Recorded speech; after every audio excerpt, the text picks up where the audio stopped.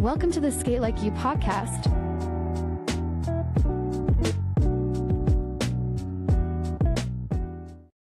What's going on, everybody? Hey, it's Mark, Sk8LikeYou podcast, Sk8LikeYou.com. I am here with the one and only Nae Nae Love. How you doing, Nae Nae? I'm good. How are you? Good. Thank you so much for being on. Been looking forward to this. I have. You think I'm just playing, but it's not. It's the truth. So, first thing I want to ask you about is that shirt that you got on, okay? Because this is like a new development that I've been. Actually, it's got a lot of play on the podcast so far, so you're welcome for that. Now, but unbothered, yeah, this is like a brand new thing. This is and anytime I talk to somebody about it, like everybody's always throwing like a lot of love and a lot of respect your way for the whole thing. So yeah, you want to just kind of break it down, tell the people about Unbothered? Unbothered came about. How do I explain this? Being politically correct. Unbothered came about because I got tired of the drama in the skating community. Okay. Over shirts, over who wears what shirt, who's wear what squad, who, events. And it's just, I've always said it from day one that it's not about a shirt. Right. A shirt does not make you. A shirt does not make you a better person. It don't make you a bad person. Don't be a better person. But, I stand for what I believe in. And there was so much drama going on in the skating community that, I almost stopped skating. And I started seeing a lot of kids stop skating. And I started sitting back wondering why. Yeah. I've always been the person that my main saying is, I want to get kids off the streets on 8s. If you can save one kid, you've done something. You can help one kid fall back in love with skating and be inside and not outside. So the change has to start with us. The change had to start with me. And the change was, I can't be bothered by what's going on around me if I want to continue to help the community, help the children, do community gatherings, fundraisers, if I don't change. Because I got caught up in it. I mean, I don't throw rocks at glass houses. I mean, I was right there with it. I was in the mix. I was in the mix, it's just on false information. I need jerk reactions, and I lost the path. I lost like why I started doing fundraisers for skating. Okay. That wasn't for a shirt. It was for the community. If you've heard anything about me, kids is my passion. Our kids don't ask to come into families, come into this world, and they are not always the lucky ones. So I try to help. If I see someone in need, I'll buy someone skates. I bought kids skates left and right. I just go to a skate manager and be like, I need a pair of skates, $100 pair of skates. It's not no expensive skates. It's not no OGs or, vanillas or, it's just, and that's how it come about. I was really like in a dark place, and I was like, you know what? I was in a dark place because I wasn't skating. And I wasn't doing community work, and I just came out of it. And I came out of it as unbothered. Like I let the ashes burn of what needed to be burned, and I came back up like a phoenix. And it's just unbothered. It's not a negative. It's not negative towards anybody. It's just, I'm not going to be bothered with this skate drama. I refuse to be it. Yeah. And my focus is on, getting back to my breast cancer, getting back to Toy for Tots, getting back to, for the kids, my book bags. I mean, I've done book bag events way before skating. I've done events with the Boys and Girls Club in Sanford, the commissioner of Sanford. It's just all about bringing our children up to continue to love skating. And it starts with the grown-ups. And it started with me. And I had to mend some fences. Yeah. And I'm a very open book. I mend fences regardless of right or wrong. I mend the fence because I can't expect children to want to skate, not be made fun of. You know, I appreciate the brownies.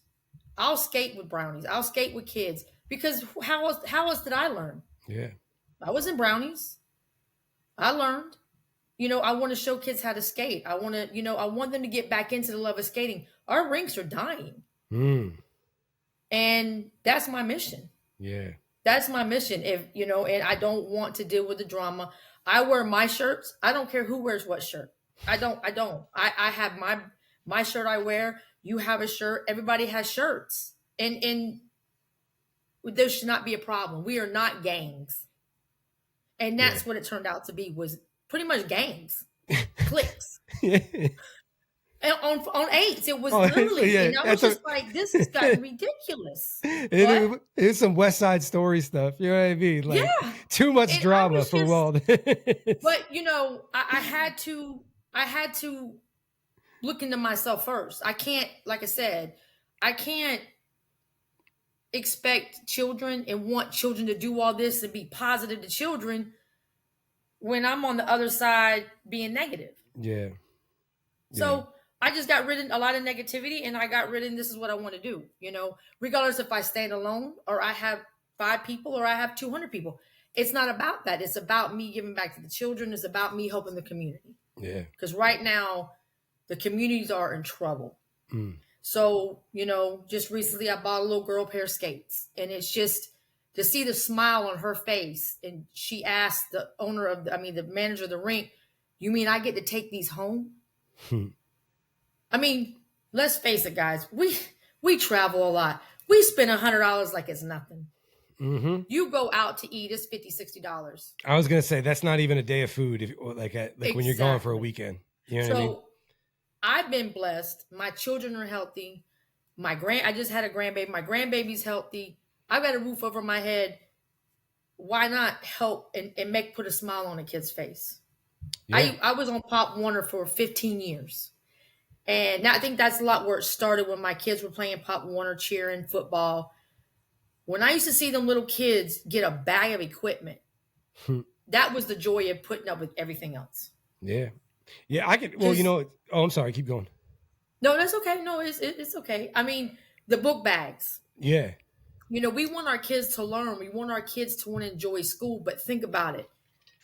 My mom wasn't rich. She worked 2 jobs to, put us kids through school. But we always had pencils and paper and book bags, brand new every year. That's not how every kid has it. So if you have a kid going to school the first day and have to ask for a pencil or a piece of paper, how do you think they're going to feel? They're not going to want to learn. They're going to have attitudes. So their first day of school is already a bad day. They're not even going in with new shoes, new clothes. Yeah. So if I can at least give them a book bag full of supplies, they'll want to learn. A prepared kid wants to learn. He don't or she don't become a problem. And these teachers have got so much on top of them already. So why can't we put in another $150 for a book bag and supplies and give it to a child? Yeah. Yeah. How much money we spend on wheels? I mean, I know alone in my own skates, I've got close, my skates are airbrushed. I don't have the big wheels because I'm old school. I roll on the little tiny wheels, but still, I got a lot of money in my skates. Yeah. So I can't afford to go help a kid get a book bag, or I can't take the connections I have to get them to a corporate to say, hey, I buy in bulk because I'm a buyer by trade. Can you help out? It's just a letter. All they can say is no. Yeah. And so, it's funny too, because I was talking to Ms. Lieber. Well, you saw the thing I put up today. That's like one half of our conversation. So I'll put the other one up a little bit later, but like the other half of it mainly was she was talking about Unbothered, but she was talking about you in North Carolina when you gave that girl some skates. Yeah, I'm in North Carolina now. Yeah. Okay. So like that's what she was telling me about. We were talking about that, and I was saying to her too, like, who knows what comes of that? But I talk to a lot of people, right? Like I mean, this is going to be episode 73. That's 73 individual conversations I've had just on here. And that doesn't include a whole bunch of other ones, but there have been so many times that I have heard directly from people that I'm talking to. They had an experience as a kid that meant so much to them that when they have an hour and a half to talk about a lifetime of skating, they bring up the one time when somebody either gifted me a pair of skates, handed down a pair of skates, right? And it means I know for me, like, one, when I opened up my first, like, and they weren't some crazy things. I got like the vinyl Chicago's, blue wheels, blue laces. Those were my first things, like on a Christmas morning. You know what I mean? And then I remember graduating to like a leather boot and like some dope trucks and plates, and like where people like were they really went above and beyond because they knew I was real about this. But like those things stick in my mind, and I've heard people talk about like that girl. Okay, who knows what's going to happen? But that very thing that just happened the other day is what leads to them talking to somebody 5 years, 10 years, 20 years later about why they're skating, why they're still skating. And 20 years ago, this lady, I didn't even know her from anybody, but she gave me a pair of skates and it changed my world. It changed my world. It does. And let me tell you who, it's funny because where I got the idea of, I'm always thinking of ideas of what event can I throw to give back, or how can I help? And, like the Asheville thing, I know my entire family was so tired of me. I was like, don't you have extra sheets you need? You don't need all them sheets. You don't need all them towels. You want to use so many towels. I mean, my family was so mad with me, but Asheville was really, really in trouble. Hide the sheets. They were mad with me. So, but the little girl, they told me a story that, her uncle drops her off. But when I gave her the skates and we said she could take them home, the first thing she wanted to do was tell her brother. And her brother was so excited. You mean you get to take them home? And he had some skates, I do believe. But again, it's paying it forward. It's paying it forward. That's all it's about. When I seen Cam Newton give a kid football, I wasn't even a Panther fan. Don't get it wrong. I'm a Jaguar fan. Don't get it wrong. But that man has to pay for every football. Yeah, everybody think he's a footballer. But it wasn't about the money. Yeah. It's about changing a kid's path. Yeah. Yeah. And he gave footballs to only kill children. And that's only where I got the idea from, was Cam Newton to do that. Because I'm like, okay, I can't save every child. I can do what I can do. But if I can buy a pair of skates for a kid, and I always ask what child comes in and what child is really into skating. I always ask them a couple of questions. And I let the owners or the managers of the rink pick the person because I don't know them, and I buy them. Yeah. Yeah. And you know what? Oh, it's going to change. So it's going to change. You're not going to save everyone, but guess what? At least I know one child that's going to say, I want to go skating and not want to be in these streets. Hell yeah. And not only that, but like depending on the kid, like, look, for me, I don't even remember like not being in the rink, right? Like I had older brother, older sister, they were already doing the thing. And that's how I got involved. But I can tell you, like, our life wasn't the easiest. You know what I'm saying? Like, especially like early in my childhood, we didn't have shit. We didn't have shit. Nothing. Like, I'm telling you, I got pictures of me. I'm not even lying. Okay. Like we lived in like these motels. Okay. We did dishes in a bathroom sink in a motel where the motel had like the two faucets, the hot and cold, you know what I mean? And Mark, we lived in a house that was not, sometimes I thought the house we lived in, was it even suitable to live in? Oh, yeah. My mom did the best she could do. Exactly. But guess what? We never starved. We always had clothes. We didn't have the best, but it was just, and it's just, it's just a passion of mine. It's a passion. Like, people ask me, why did I start throwing breast cancer events? Not any of my family had breast cancer, but my mom's husband did passive cancer. And I watched what it did to the families, and I watched how my mom had to work and still take care of him.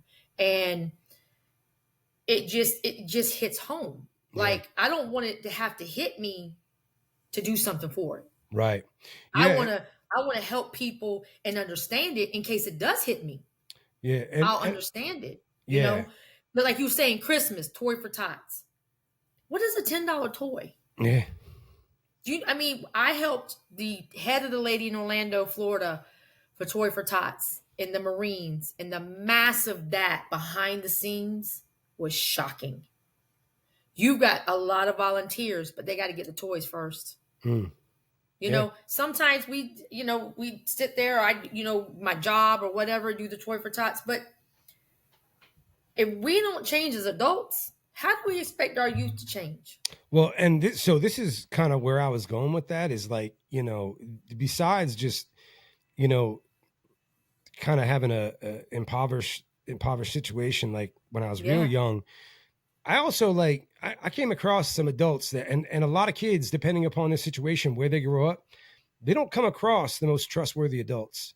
Okay. A lot of shit has gone down. A lot of shit has happened to people long before they ever even had a say, a voice, a choice in anything. Or even a mind to understand that not all adults are positive. And unfortunately shapes the mind that that adults are not, and they're not trustworthy, and they don't care, and that and whatever, right? And then, but so beyond a pair of skates and someone just becoming a skater or getting a toy or a backpack, it's for some of these kids that have been through and experienced things that people twice, 3 times their age couldn't fathom or comprehend. Somebody shows up in their world that they don't know, where they get to say, okay, so maybe everybody isn't all that bad. Like maybe I can put some trust somewhere with somebody. Right. These are the things that really, really matter, man. Because people are like, oh, it's just skating. It's just skating. It's like, no, you don't get it. You're not seeing what we're talking about here. Like for me, if I didn't have that place to go to, man, you have I can't even, I have not even begin to talk about it. The reality of my world as a kid, on this podcast. And, who knows, maybe we'll get into it a little bit more today, but the fact is, man, my rink was the first place, like you were talking about, like the kid going to school and doesn't have everything. And, it doesn't have the nice shoes, doesn't have the backpack, doesn't have this. And God, the only thing that matters to a kid is what other kids think. You know what I'm saying? And I'm telling you pressure. But I am telling you right now, for all the bullshit that I endured in my life, that I was judged for, that had nothing to do with me. I am telling you, I'm telling you, the rink was the one place I went to, and nobody held that shit over my head. Nobody. It's not even that though. That was your peace. That's what I'm saying. And then with adults, and that's another thing, like with adults, we go skating to have fun, to forget about the kids, forget about bills, forget about, oh my God, I got to pay this tomorrow. I got to go to work tomorrow. Forget about it. You forget about everything, but it stopped being that way. It started being, oh my God, don't go over that area. Or, oh my God. And, and I'm 100. I mean, people will tell you, if you don't want to know, don't ask Renee. Don't ask Nae Nae, because that's how I got my name Spitfire. Okay. I got my name Spitfire. Because she spits fire.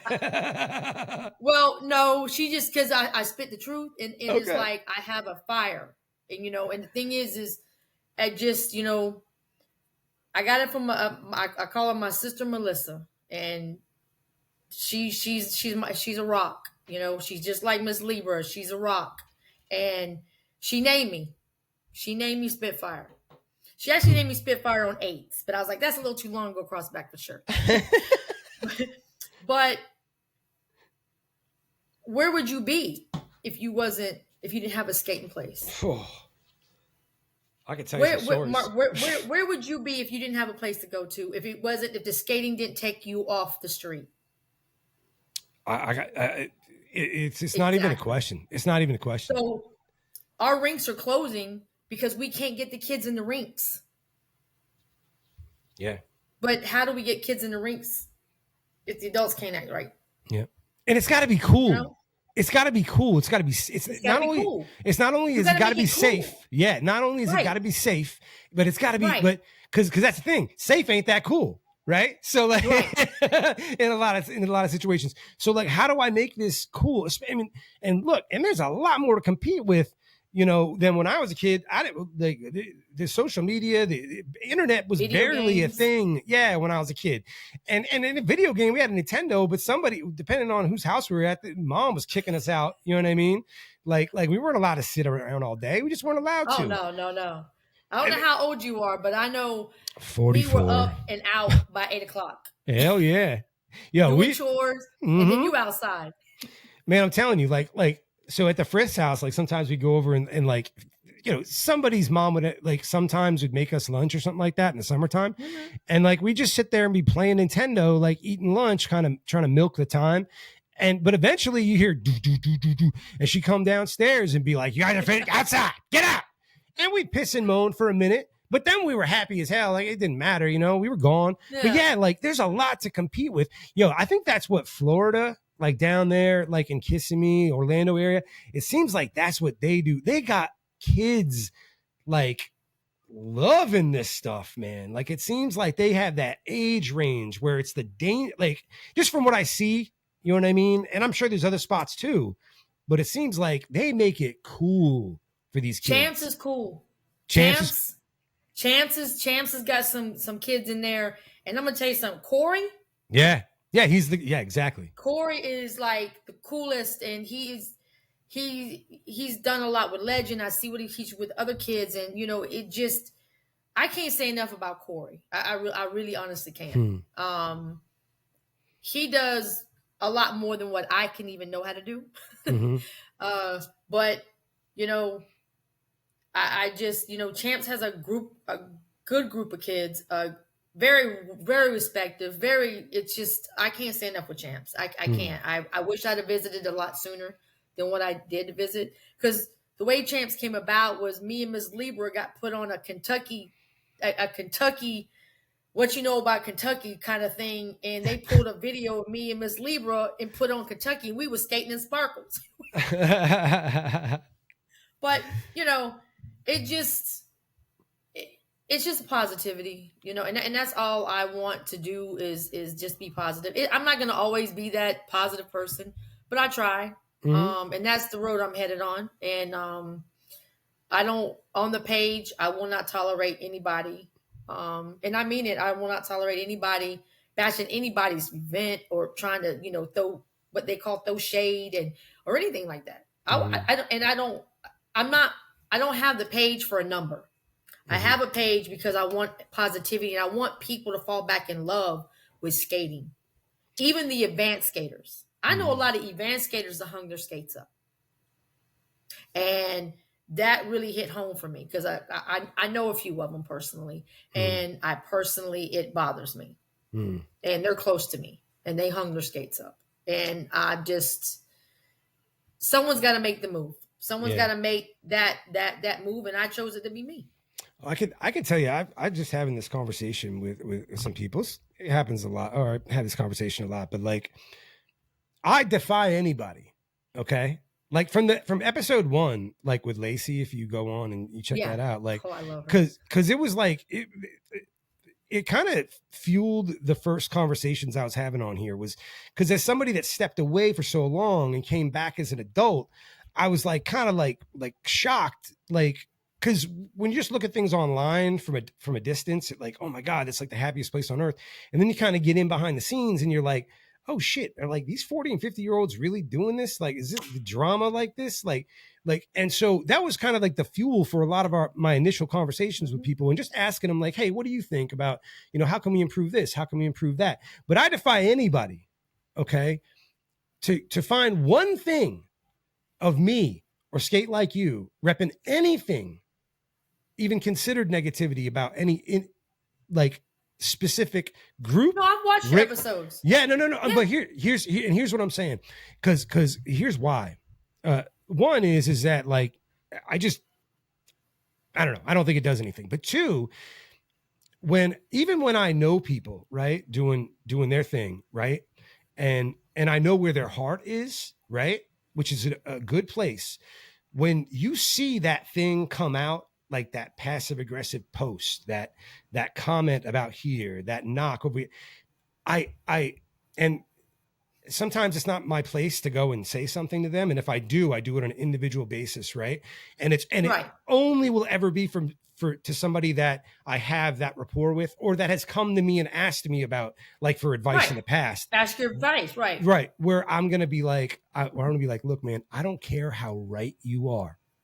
This is not a good look for you. It's not a good look for this whole thing. And it's the worst possible look for that cat coming in the door. You know what I mean? That came to be a part of something different. I don't care how right you are. Like, even the person right now that's watching this and be like, yeah, you're not talking about me because I'm right. No, you too. It's not a good look. It's just not. Stop it. Stop it. Let it go. You don't got to say it. Just talk about what you're doing. That's all you got to do. Be your love. Show your love. Spread your love. That's all you got to do. And all that stuff. You can't worry about what's going around. No, man. So unbothered. It's not just a clever name.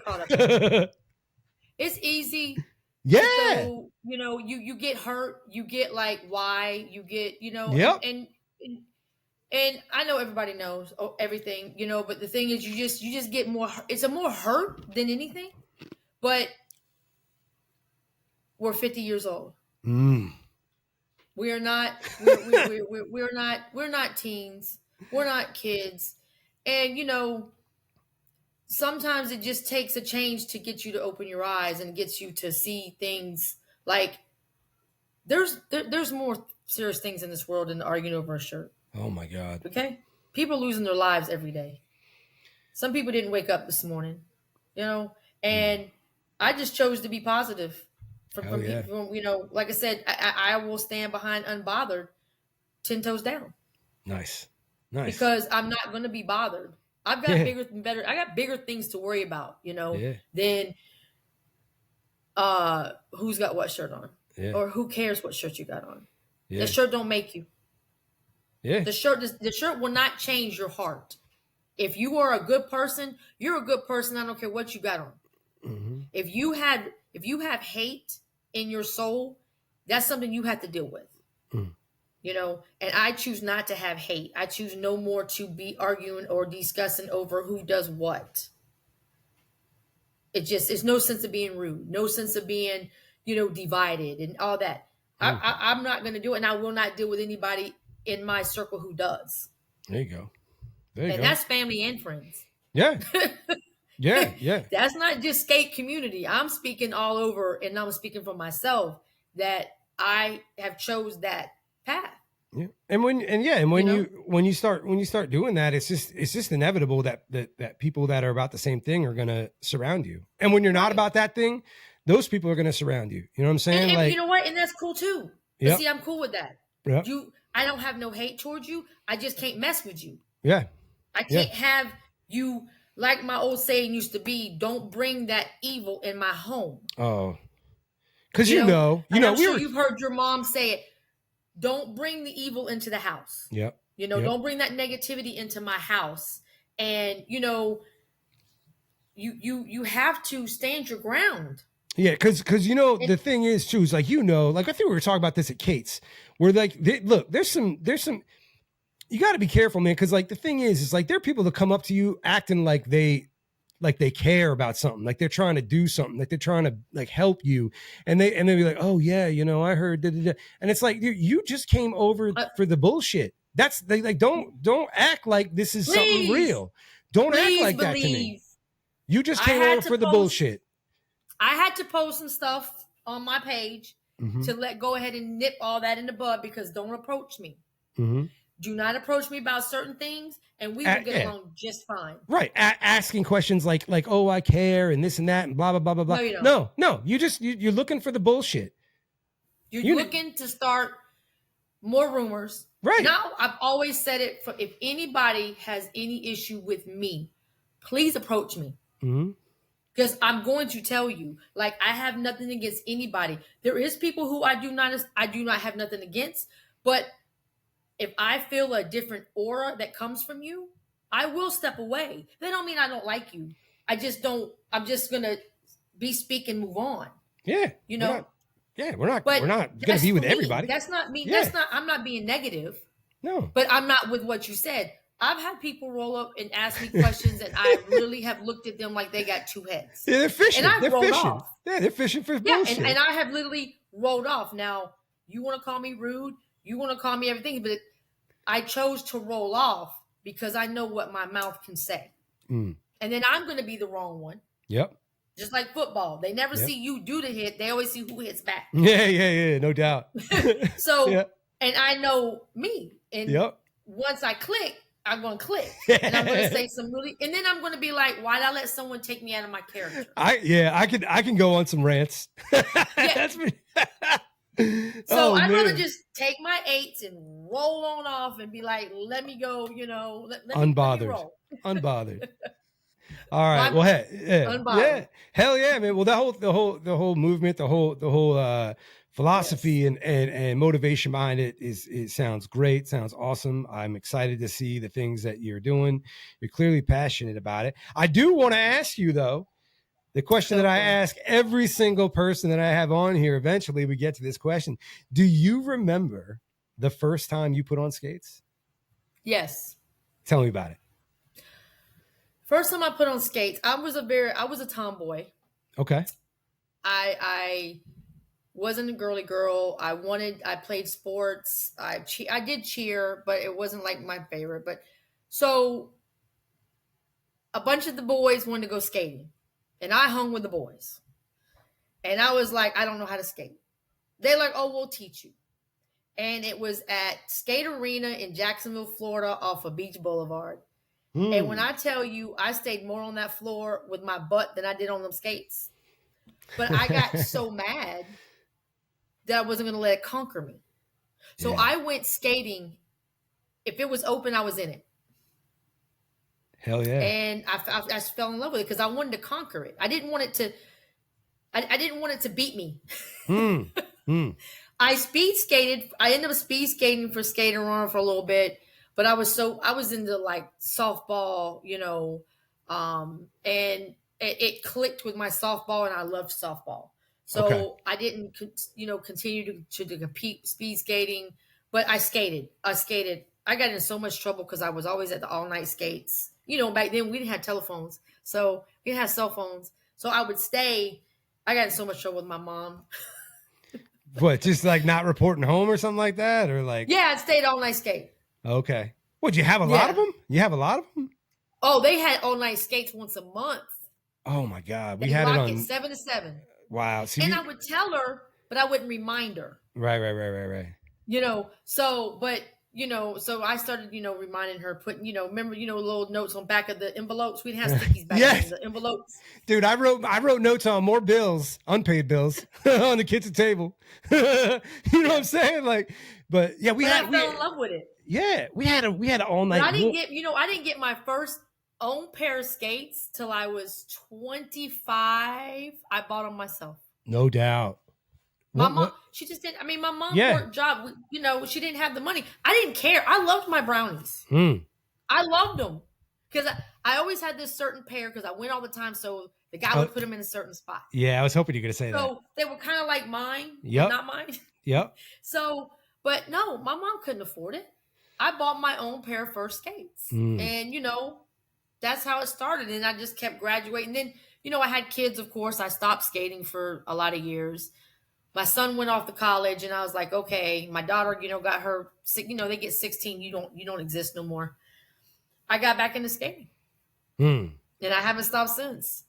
I love it. What was that first setup that you bought for yourself? Do you remember? What were they? I can't remember. I had them for the longest. I actually just got rid of them. My daughter even wore them because I thought she was going to skate, but she don't skate. Well, they had the strap across the top. It was like a speed skate. It wasn't a boot. My boot was my second pair. Okay. Oh God, speed up, speed. I can't remember the name of them. Hmm. If I see them, I'll know them. Yeah. Yeah, Gotcha. but Gotcha. yeah, they were. It was a speed boot. It was a skate. It was a speed boot. It's funny where I came up. It's so well. It's even something you said a little while ago was because you're talking about Sanford, and it's funny is that I grew up at a rink like in a town called Sanford. I went to the Sanford Family Skate Center in Southern Maine. Yeah. And you know, look, I'm telling you right now, I've been waiting for an opportunity to tell this story. Okay. And this is perfect. I got to tell you, because you asked me a question. You said, Mark, what would you be doing if you didn't have that place to go to? Okay. Yeah. Think about it. Oh, no. I got something for you. Okay. Because I was on some dumb shit by the time I was a teenager. Okay. Look, I always we ain't talking about dumb shit today. No, but I was on some shit too. So I'm going to tell you a dumb shit story. Okay. I had an angel. I had an angel in my life. Let me tell you, you're going to laugh your ass off, but so I always tell people too, I'm lucky that like where I went skating, my rink was like our family. You know what I'm saying? Like I spent the weekends at this person's house, like at the Dyer's home. Yeah. Like my sister babysat their kids. Like, and I always say to people, it's a good thing that Bob and Leslie knew me before I became a teenage prick, because they never would have tolerated my shit. It's just that they loved me by that time. Right. So it was like, it was kind of like, in love with you. So yeah, they can't. Right. Exactly. Right. So let me tell you, like, cause yeah, if I hadn't cause I went to the rink Wednesday night, Saturday afternoon, or Friday night, Saturday afternoon, Saturday night, Sunday afternoon. That's when my rink was open. And when it was open, I was there as a kid, as a teen, all the way up through high school. And when I wasn't there, I was doing dumb shit. Okay. Let me tell you. All right. Like my life could have gone a whole nother way. All right. Let me tell you a funny story. So one night when our rink was like, when I was like getting in high school, I was like junior probably, our rink was already starting to suffer. Right. There would be Saturday nights where like they literally like we would skate around for the first 30 minutes and have to wait to find out were they going to stay open, because there was just barely anybody there. Right. Like that's what it was like. Okay. That's sad. But yeah. It's happening. It's happening. Yeah. It sucked. Now it stayed open until I was gone. But those nights, man, like when they shut down, like, okay, let me tell you, one night they shut down and I go and I meet a couple of friends of mine that don't skate, by the way. Okay. One of those kids is dead now. You know what I mean? Like, and they were like, well, hey, we got this special magic paper, right? And yeah, right. So check this out. So, and you can have a few pieces of it. Now whatever, fine. We're sitting at this, we have a Cumberland Farms. They call them Cumbies. It's New England, like 7-Elevens. And we do that. And then we walk across town to my one buddy's uncle's house. I'd never been there, right? It took us about 45 minutes to get there. And by this time, you can guess that I'm already kind of, my eyes are big, okay? Yeah, you're lit. So this dude answers the door, okay? My buddy Lucas's uncle, who's like 50-something years old. Former hippie, right? Still a hippie, shouldn't be a hippie. Flower child. Right. He's got all he has on is jeans. That's it, right? And those jeans have a bunch of holes in them. Anywhere that there's skin, there's hair protruding. He's got this massive dry thing, like this like bush of hair, just huge beard, like just massive. Okay. But whatever, he's gonna treat us to some other things. So we go in there, right? And we sit, and he's got, some, other things that we can inhale, but he's putting other things in it. Crystallized, crushed up things. Yeah. And now I'm gone already, okay? And I'm sitting there like, I definitely was doing that thing where you don't realize how loud you're breathing with your mouth hanging open. You know what I mean? Yeah. So I'm sitting there and I'm staring at this guy. Just staring. Can you imagine how awkward this is? I'm not even 3 feet. I'm just staring at him. Mouth open, breathing heavy. And he finally looks to Lucas, his nephew. He's like, what's with your boy, dude? Like, what, And I'm looking at him. And then I'm like, I got it, dude. I figured it out, bro. And he's like, what the is with this kid, right? I'm like, dude, I figured it out, man. I was like, you're a werewolf, dude. You're a werewolf. He's like, now he's obviously not happy. You know what I mean? Like why did you bring this? Adamant he's a werewolf. I know it for a fact. It's not even a question. And he gets all offended. And I don't understand why he's offended by this. Cause I'm like, no, dude. I don't mean like a werewolf, like you bark at the moon and like you eat chickens and like a silver bullet. I mean, like you're a freak. I saw you like on the National Geographic. You're like one of those circus freaks. I was like, that's cool, man. You're one of those guys. This dude is ready to kill me. Okay. So now they got to get me out of here. Cause he's not a werewolf, but he is psycho. Okay. Like, so, oh Lord, you picked the right one, huh? And let me tell you, I was so much of a pain in the ass. My friends didn't even want to deal with me. And they kind of did like the cardinal sin, which was they took me home. Okay. Just a deal. Okay. So let me tell you, I'm going to make a long story somewhat short. I get home. Now I got to go past my mom and other family in the kitchen. And I don't understand, but I think that if I just sprint past them, they'll have no idea. Yeah, so they won't pay attention. There's a dog gate like between the kitchen and the dining room. I go to jump that like I'm track and field, right? Catch my foot on that, bang, hit my face. Now I'm scrambling up. I fall up the stairs, okay? And I hear from the kitchen, somebody's on drugs, right? Oh God.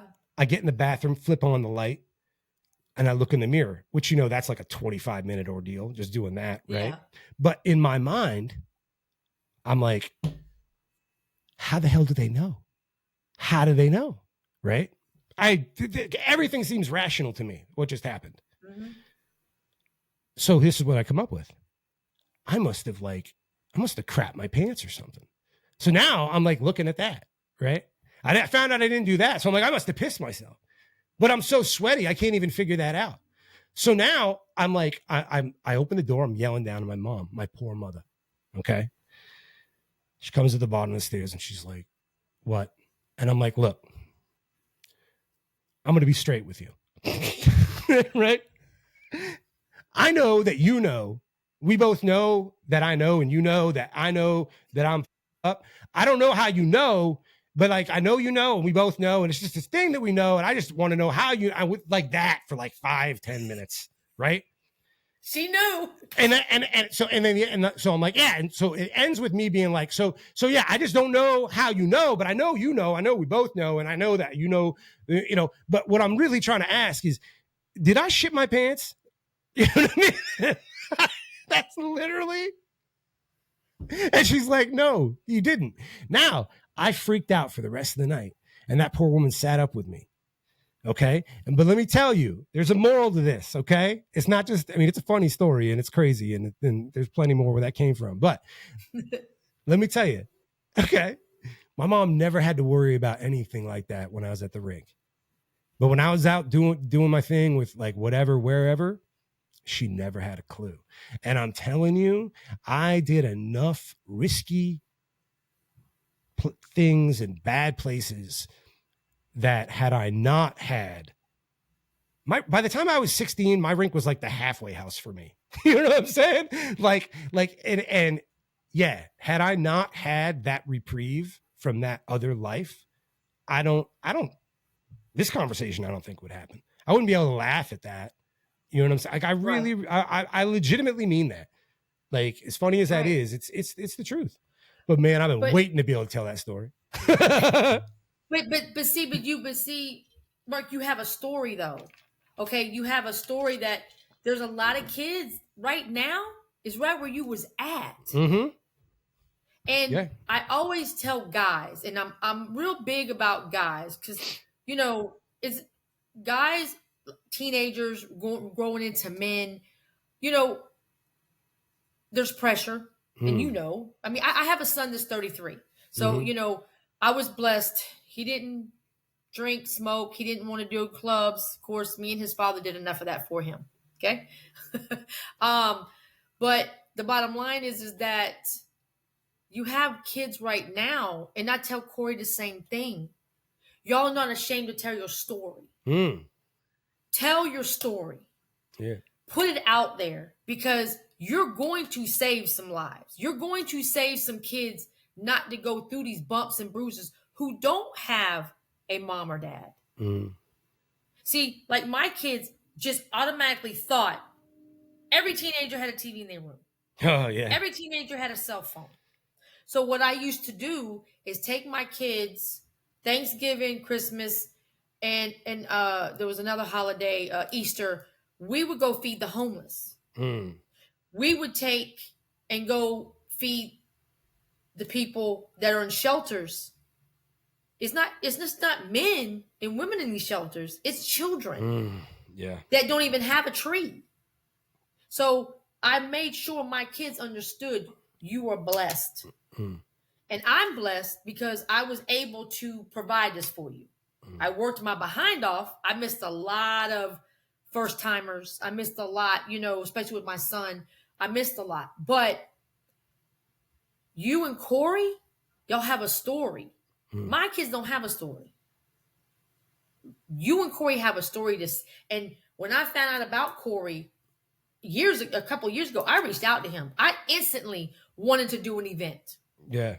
I instantly wanted to set something up because that's how the streets take our kids. Yeah. And he is an example. He is an example. No one else. They think love is, oh, you do this for me and you give me this and I'll give you some money. Yeah. Love is not the money. And a lot of us get wrapped up with that. And I tell people flat out, I'm not rich. I've got a great, good job, but I'm not rich by no means. I still have to watch what I spend, how I spend it, but I'm rich in a lot of other things.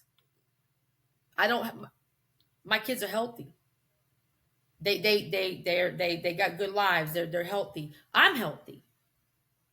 So that to me is rich. Money to me, I don't run my life by money because I can't take it with me when I pass, as long as I have my kids are set up. But so I try to give what I can to who I can who don't have what I have. And that's how I live my life. I used to always live my life that way. I got a little sidetracked, but I'm back on track. So, but like I say, you and Corey, there's teenagers right now going through what you're like, okay, I want to go do this. Yeah. And that's how we have these overdoses. Oh. But you can't overdose and be on skates. There's no way. I don't know if I would have made it through what these kids are at risk to have and to get nowadays. It's crazy. It used to just be like, I'll be the first to admit it. Like when it was like when an adult said to you, like when I was a kid, when they say, "Oh, you're playing Russian roulette," like you kind of knew, nah, that's some bullshit. Like really, like most of the time, like in this day and age, with that fentanyl shit, it is so Russian roulette. It's crazy. Do you know now they're putting it in gummies? Oh, I know. I'm like, but see, but the whole thing is when you have a community like a skate community.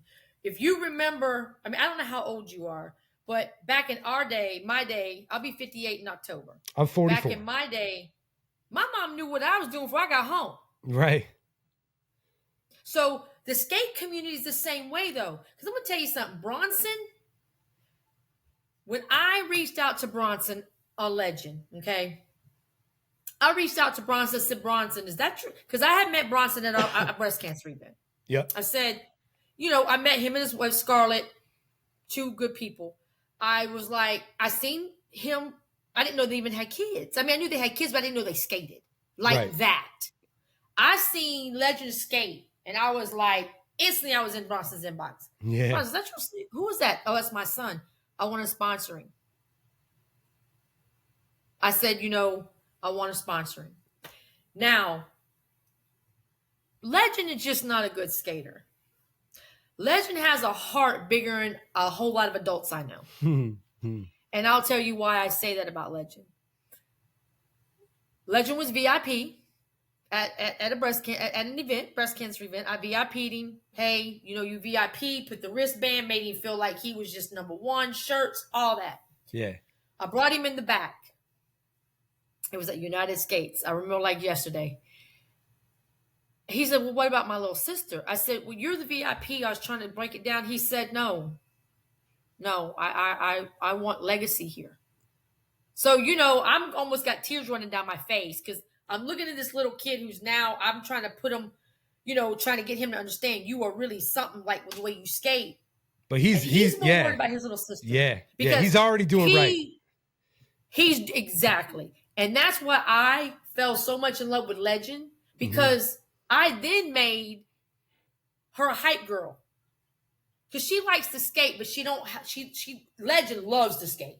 Right. She likes to skate, but Legend loves to skate. Mm-hmm. So I made her a hype girl because I knew right then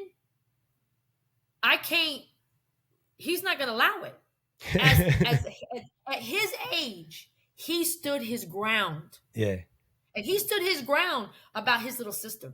Yeah. And he does the same thing in that community he's in now in Kentucky. Yeah. That's why I know Legend is going to be, and I always say it, a superstar. Because it's not just him skating. It's his mindset already. It's the way his parents raised him with his little sister. And it's like, it's just like, I don't get to see that often. Yeah, if you find the right skater, that's great. You find the right person, that's awesome. It's the person. That comes back to, I don't care what shirt Legend ever wears. Right. He's always going to be that soul. He's always going to have that positive soul in him. Yeah. That's my whole point with everything else. It's your soul. I don't care what shirt you put on your back. I don't care how much money you got in the bank. Mm-hmm. Your soul is what makes you. Yep. Your spirit is what makes you.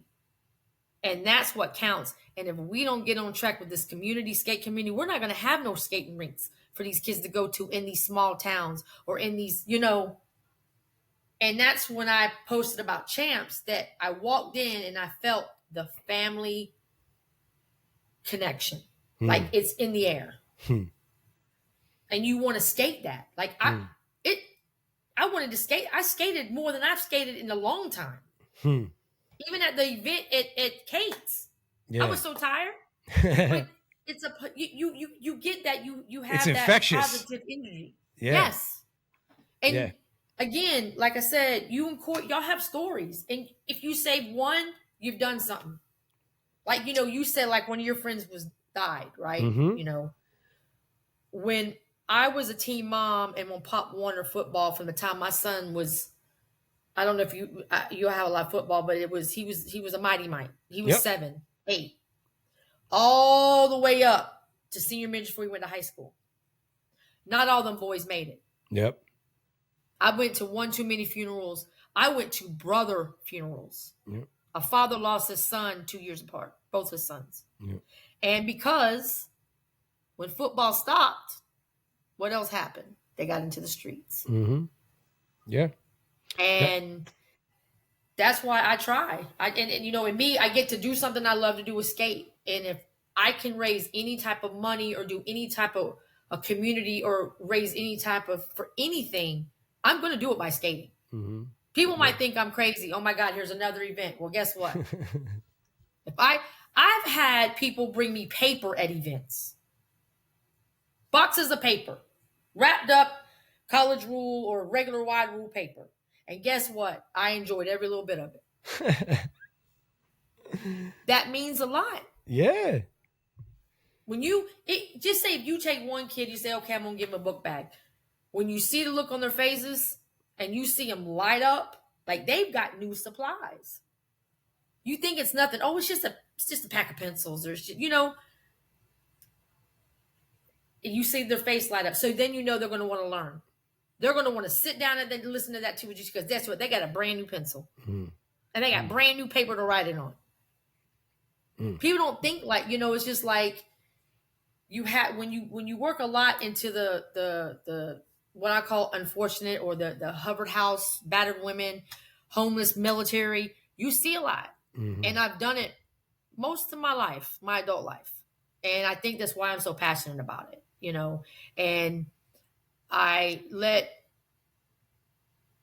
I will say the cliques or whatever, I'm against you, and I let it function me for about 4 or 5 years. I let it get to me, like, was more, I lost my focus. And my focus, I've always had a charity. I've always had a nonprofit. And I totally lost it. And I refuse to let it, I don't care. Like I said, I don't care what's on the page. The page don't mean nothing to me. I mean, I love it. I'm on it. I want people to join, but I want the right people to join. Yeah. Well, and I can tell you it's not like a huge mystery. Like, I don't talk about it a lot, but I think I've alluded to it more than enough that if anyone has the same type of experience, they would know what I'm talking about pretty simply. But like, the fact is that like, even just my personal like mental health, right? Like it thrives, or like being okay, or let's say like where it can get the best of me, it like that bad end of it thrives on keeping me isolated and not focused on others or being around other people. Like, I know for me now, look, I'm not saying that this is everybody's answer, but here's what I do know for me. Like, I have to keep it super simple. And like, I've known for myself, I've never been depressed when I wasn't thinking about myself. Like 99.9% of the time when I'm feeling like shit, it's like me thinking about me, worrying about this, worrying about that. Right. And like, and I know that I can't have two thoughts at once. So if I'm thinking about you, then maybe I can stop thinking about me. Now, look, I'm not talking about just avoiding my shit by distraction, right? I'm talking about like, like I got to take certain steps and actions to do for myself. Right. Yeah. But when there's nothing left to do, maybe that day or that moment or whatever it is, I can still get up here. And this thing, powerful. It'll kill me. It'll kill. It's powerful. Yeah. Like when it's the loudest, when it's the quietest around me. And so the only thing I know how to do in those moments where I've done everything I can do, I've taken whatever actions I can take to for my own personal stuff. Now I have to like, I got to stop thinking about myself, because that's all it is. It's all this self-centered fear of what they think of me, fear of what they're saying about me, fear of what I'm going to lose, fear of what I'm not going to get. It's all just me. It's just a me show. And then all of a sudden I start thinking about you instead. Right. And yeah, like it almost, and it gets me in my head out of the way long enough for like the actions that those proactive things that I did do on my own behalf to actually take effect. But all I know is, man, when I stop thinking about myself and start thinking about somebody else, I don't have enough time to be depressed, to be perfectly honest with you.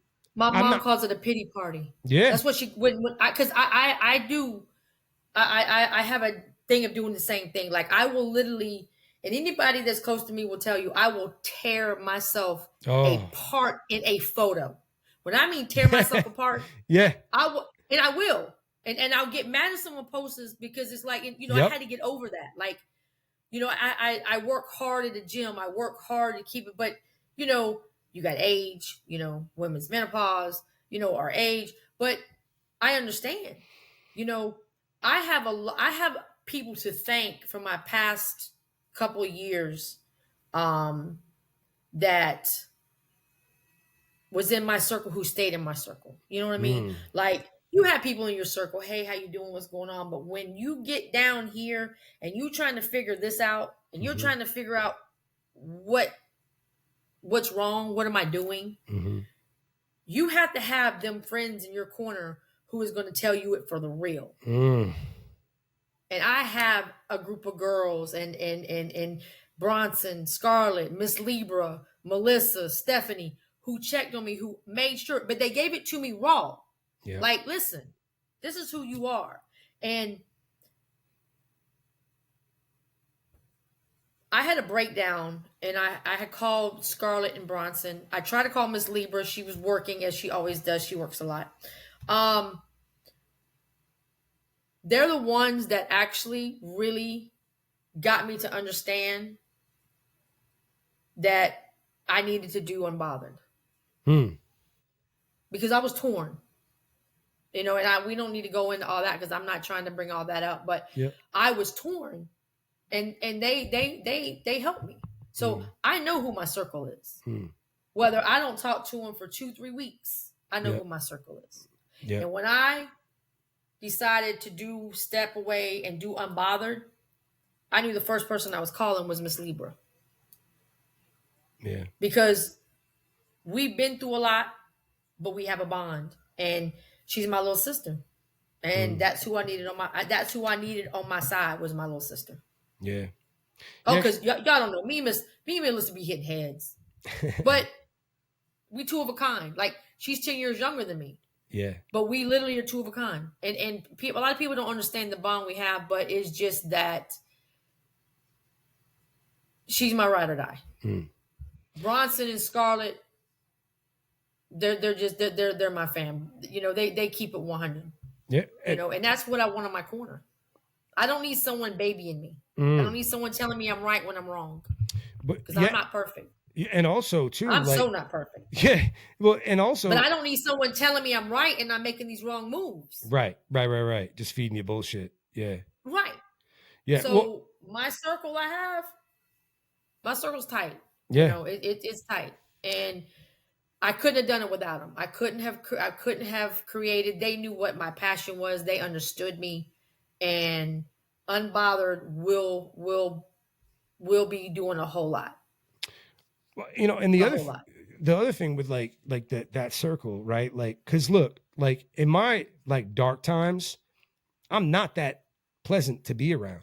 I'm not. Oh, you know what I mean? I'm a hard person to love. You don't know what ever I'm saying? ask Miss Libra. Yeah, but I'm saying like she want to kill me. But there are people, there are these people in your life, right? Hopefully, like get you a circle like this, people. I'll tell you what, if your struggles, your dark times manifest like they do for me, it's not easy to love me. You know what I mean? Oh, it's not. It's not. And it's not easy to love me like when you're next to me. And it's also not easy to love me because I distance myself. You know what I mean? Like I isolate myself because this thing starts going and trust me, I don't get good messages from this thing up here. This thing ain't telling me good shit about me. Right. I just want to fight. Yeah. I'll be honest. Yeah. I just want to argue. Like you know, my girl Stephanie, she called me every morning and she heard me friggin' go off. And I don't even know why the girl calls me because it's just like, all I'm doing is being negative. Yeah. But she's like, I just want to make sure you're okay. Yeah. I want to make sure you doing good. Yeah. You know, and I understand. Oh, yeah. I used to put myself in timeout, Mark. Yeah. I was going through menopause. I put myself in the room. Yeah. And blocked my door because I knew I was raging to a point I couldn't control. Yep. And that's a lot of people don't know why I didn't skate for a while. Because menopause was literally my chemical balance was so off and so out of whack that I didn't trust myself. Yeah. And I would put and you know, and to be honest, you'll be the first to know because it's been in my brain, but I am going to do something about the menopause for women because it's a battle. And I think it came hard on me because I laughed at my mother. I was a baby of the family, and I used to ask her, did you take your bitch pills? Oh, okay. Yeah. But now I understand. Right. Because you can't, like you say, it's up in your head. Mm-hmm. You can't control when your chemicals unbalanced. And I had to find this balance, go to the doc, find a balance. But I understand. Yeah. Like, yeah. So I stayed away from people. Yeah. I'd go to work and come straight home. And the people that like I really kind of that mean the most for me are the people that like not just that I see at the rink. They're the ones that if they don't see me at a session, maybe once or twice, they call me. You know what I mean? They just reach out. Check up. They call because they know, right? They know like yeah. and that's, let me tell you, like even as an adult, as a 44-year-old man, 43-year-old man, 42 or something, like my early 40s when I first got back into this thing, 44 now, but like even like the things that like people would do, right? Like I remember when Ray, you know, Big Daddy Ray, like yeah, one of the I love him. Dude, let me tell you, what that man did for me one day, like he has no idea. Like they were going to go up to Roller Jam and he'd been telling me about it. And I hadn't been there yet. I just was stoked about it. Right. And I live about an hour from him, and they were going to wait for me to drive to them, and I was going to hop in with them. And there was other people going with them too. Right. And my work day was just going too long. And I call him up and I'd be like, and I was like, dude, I'm like, I'm going to be, and they were already waiting for me. I was already going to be running late, but I said, I call him up and I'm like, Ray, I'm not, this is taking me even longer. I'm not going to be able to get I'm going to be even later. Just go. Don't worry.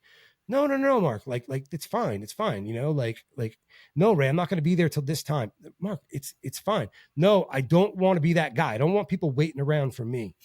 And you sound like me. But this is what he said to me. He stopped me and he's like, Mark, we would rather be late with you than on time without you. Bingo. And nobody had ever said something like that, like to me. You know what I mean? Like I never had that kind of love from somebody. Yeah. You know, like, and they didn't really even know me. You know, and I was coming out of some dark shit in my life. And but like, Mark, that's love. Oh, that's a soul. Oh, it was the soul I'm telling you about. It was what I needed. I absolutely needed that in my life. Yeah. Like I needed to hear that from somebody. And you needed some positivity that someone's willing to wait. And you're not a burden. Yeah. They want you with them, so they'll wait. Yeah, because like I said, put it in the best words ever. Yeah, because this thing was telling me all different types of shit. Frustration, mad, aggravation. Mm-hmm. You know, for this Friday. Everybody's be pissed at me. I'm fucking this all up. Yeah. You know, well, they're gonna look at me and give me mean mugging because I'm late. I'm making them late. Yeah. This past Friday, I got off work late. I was so mad. This past Friday. I told my job I need to leave at this time because I'm going to Kentucky. So I leave late. So I've never been in Kentucky. I've never drove. I drive a lot. I fly, but I'll drive a lot too. Mm-hmm. So I was driving traffic. I was going off. My poor daughter. I know why she wears headphones. She don't hear me. So it was just I was late. It already had started the fundraiser because I did all these towels. A gentleman at Champs got into a bad motorcycle accident. So all the towels that I sold, I gave him 100% of whatever I sold. So it was like $100-some I sold towels. I just handed it to him. I don't even know the gentleman, but it was like, he means something to Bronson and them. That means he means something to me. So I'm late. I'm this, I'm that. But when I got there, it was just like, I walked in and it was nothing but like, I forgot of all the frustration I was going through. And it was nothing like, I'm like, Bronson, I'm so sorry I'm late. He's like, Renee, you're good. Mm-hmm. You're good. And I'm done. And it was gone. And it was gone. I was good. Because I'm not a true people person. Like people made me Miss Libra. Renee, you're unapproachable. That was her favorite word for me. Renee, you're unapproachable. I'm like, and I am. That's another skate group, person. Unapproachable. Really? You get another one going. You know what I mean? Unapproachable. Yeah, you get another one going. Unapproachable on eights. But people just wouldn't approach me, and I'm like, well, I'm gonna. But I've always been just to myself. I wouldn't let people in. Yep. Yeah. And the first person who got into me was Miss Libra. Like we just clicked. Yeah. But I don't let people in. But I knew after, Miss I call her Miss Social Butterfly, I had to like lighten up, like I didn't trust people, I mean, and also I was married for like almost 30 years. So, I was just getting back out. I didn't, how everything was going, but yeah, I watch people first, I watch the movements. Well, and for me, trust me, like at the times in my life where I was the most unapproachable, and this is just for me, I could tell, like, it seemed as though I know people got a vibe that like I was like thinking something about them, but really for me, it was, I already know what I think about me. And if you know what I think about me, you ain't going to want to see, you're not going to want to be around me anyway. You know what I mean? Like I was hiding. Like my unapproachability was just me hiding. Wow. You know? Mine just was, I wasn't a, trusting person. I like better just being with me because I trusted me. And letting people in was hard. It was hard. That's why I stay in the background a lot. I stayed in the background. And so when, you want to do this, I was like, oh my God, I'm going to be in the spotlight. Let me tell you something. This whole day that I knew I was coming on, I was like, my hands started sweating. I'm like, I'm hitting up Bronson. I'm talking to Miss Libra. I'm like, oh my God, what if I say something wrong? What if I do this? Or what if I literally went into a high panic at work. Hasn't been that bad though, has it? No, it's not. It's just no, I get it. I get it. I'm not used to being on the spotlight. Right. I'm used to making things happen. Tell me what you want done. Look, I can set up an arrangement, balloons, I can cater, I can do all that. But when I got to set in front and talk about me, it's like I said, it. So you'd rather be setting up the event, not being the keynote speaker? Is that what you're saying? I don't want to be face. Yeah. But like Bronson told me today, it's your time. You the face. You are the face. Yeah. Get used to it. Yeah, and he said, "Love you, sis." Click. Yeah. And as really? As the face, it ain't about you. That's the thing, right? Yeah. It's just like so it is what it is, right? Like I'm going to take on this level of uncomfortability because that's what I'm going to do. I have to do it because I want to do stuff for the kids. I want to get more people involved in the skate community, even the rinks. I just don't want it to be unbothered. I want it to be we all come together and say, hey, let's get these kids back on these eights. Let's get these kids back in these rinks. What do we have to do? Like, I'm not the problem solver. I just have ideas, but what do we need to do? Like, what do we need to get to keep our rinks open, to keep, is it that they're scared to be made fun of? They're not good as what they see on the videos? Because I asked a person one time who does videos, I said, why don't y'all ever do bloopers? I thought, and I would think personally, it would be like the biggest hit video because you can relate to it. Like, I want to see bloopers with skaters because we've all wiped out. Oh, yeah. I'm one wiped out.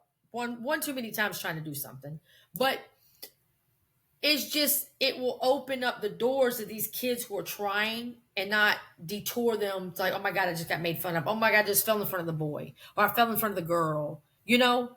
We've all fell. And I talked to Legend about that. Legend, you're going to fall, sweetie. You think I've never fell? I can show you some scars. I was going to say, sometimes it's going to hurt. I've up a few times. Yeah, sometimes it's going to hurt. I've ripped jeans on carpets from falling because I was flying and boom, I'm sliding. But, I looked like Superwoman one time because I hit something on somebody's jewelry on the floor and I was going fast. Next thing, I'm in the air. Tuck and roll. Tuck and roll. That's all I knew. But, it's just, what all can we do? It's not just it's going to take a lot of us to do it. What is there a particular specific event that you're like working on right now that's like in the works that you can talk about? Or I'm working on, and I missed the book bag event. That it really killed me. It put me in a really like depressed mood. But I know with the move here and everything was just happening so fast, and I kind of lost, like, I was thinking I'm in Florida when school starts, and here school started quickly. Like I had a week, I couldn't do it. I'm still thinking, though, there's a school bus here in North Carolina that collects supplies all year round. So I'm trying to get a hold of them because I want to at least like, okay, we can, if you bring paper, you bring, I'm in my mind of that right now. But I do want to do a breast cancer, a quick put together kickoff. I'm in the works of trying to do that. because I have one every year. And like I said, it's just time got away from me. Yeah. But something small, because I know there's breast cancers. Michelle's got hers October 5th. Then Kojak and Lady T got theirs the 11th and 12th. And unfortunately, in my family, all of our birthdays are right there in October. Oh, okay. Yeah. But I've always put my birthday aside. I'm going to age regardless. So I am working on that. I'm trying to work with Kate's on it. But like I said, it is kind of last minute, but it's just like a kickoff for the Pink October, the National Skating Month. It's kind of going to be like all wound together. Yeah. But like I said, October is so busy for everybody. It's a little late, but I got some other things. I've got the Toy for Tots coming up. I'm working on that. I don't know how the military veterans are here in North Carolina, because see, I'm trying to get used to the state. There's a lot of things you can and can't do in North Carolina that you can in Florida. Mm-hmm. So I'm learning the bylaws of all that. So yeah. Cool. Yeah.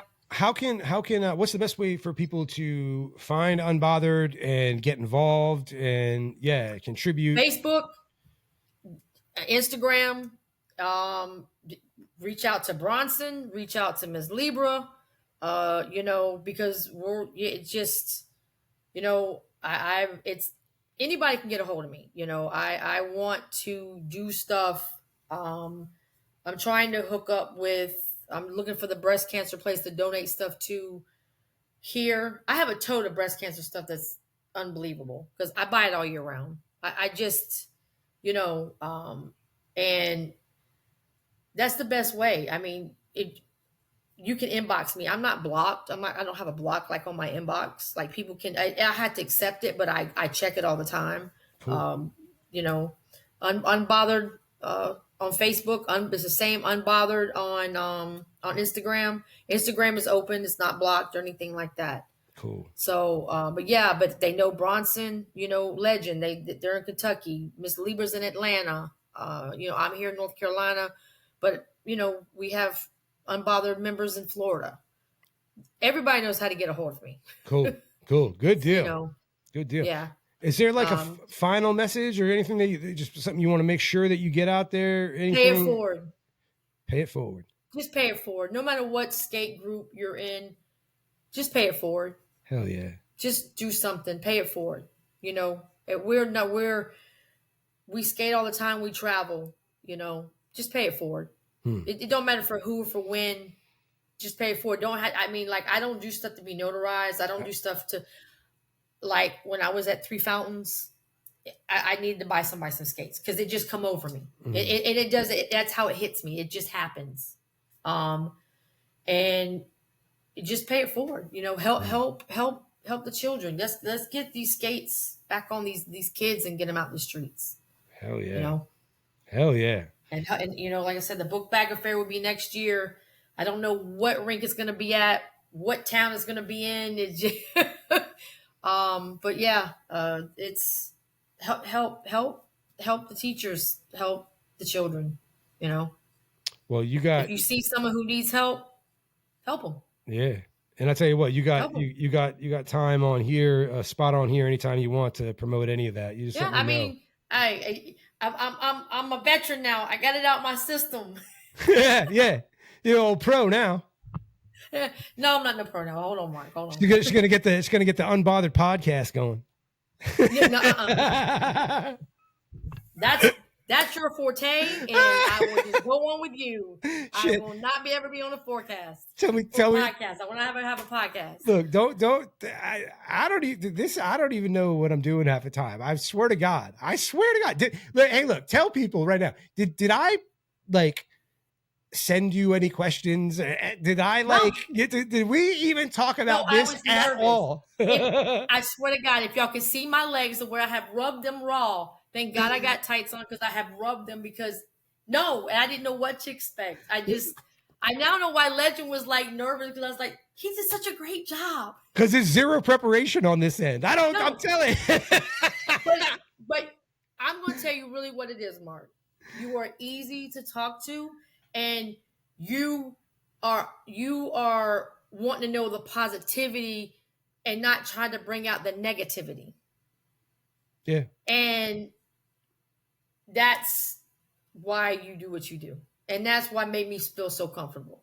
Well, I'm because trying. you want it. All you want is positivity. You don't Oh, want to hear yeah. nothing. You want to know positivity. And we all have stories, but Corey and y'all have no idea what y'all have. Y'all can help a lot of kids, and not even know it. And like you said, one good gesture can change a person's path. Yeah. They're Yeah. going to remember it. Like Yeah. you said, they're going to remember it. It's a story they're going to tell somebody someday. Because Even I hear them people. all the time. I hear them all the time. I hear these. I hear from the 45-year-old dude or woman telling me about when they were 12 or 10 or 9. Yeah. I hear it all the time. It matters, people. It matters so much. And I'm trying to make it. I'm trying to make it to up north. I haven't been yet. I'm trying to make it. I want to go to Big Daddy Ray's. I haven't made it. Yeah, the Philly Fall Skate Bash. We got this skate. paper's Yeah. on me. They got Skate Like No Breaks coming at Whitehall. Yes. September 27th, 28th. You know what it is I'm not good with airports. I don't know how to get to place to place. Yeah. So if I can't drive it, I get frustrated. We drove to Texas from PA. We drove to Texas. Wow. Yeah. And let me tell you. How long did it take you? Well, so drove to Rob McGarrigle's first. So stopped in Atlanta for like a couple hours. And then drove through the night to Texas. I don't know. It was like 20 something hours, like for sure. Like wow. 20. And once you get into Texas, it's like you see forever, but you get nowhere. It's like, it's just because Abilene is right in the middle of the state. And I swear to God, it was like, yeah, it was like, I saw the same like mountain, or not even mountain, but like the same building, the same scene for an hour straight. And I'm like, why are we not getting close to this building at 85 miles an hour? It's because you could see forever, because it's so huge. It's so vast. I've never been to Texas either. Like a lot of rinks are on my bucket list that I want to go to. If I can just, once I get the event set, then I want to visit everybody else's events. And, like I said, I've got to get to Big Daddy Ray's event. I have got to get to that event. Well, talk about positivity. Jeff Groban there in Abilene, Texas. Yes. Woo. Yes. Shout out Jeff. Shout out Big Daddy Ray. Yeah. All right. Well, thank you so much. This has been awesome. Thank you.